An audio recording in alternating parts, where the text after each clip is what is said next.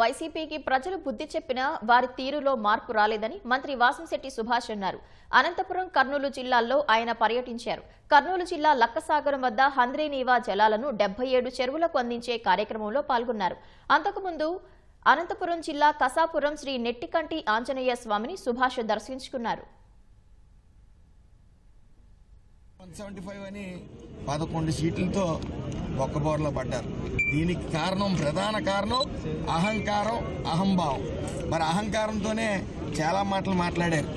Assembly gate కూడా ముట్టుకోనేమో అని పవన్ కళ్యాణ్ గారిని అంటాం. చిటికి నీళ్ళ మీద బొచ్చు పీకలేరు, మా నెత్తి మీద బొచ్చు పీకలేరని కూడా అనేక సార్లు అంటాం. ప్రజలందరూ చక్కగా కూర్చోబెట్టి వాళ్ళు బొచ్చు అంతా పీకి 11 ఇంటికి మిగిల్చారు.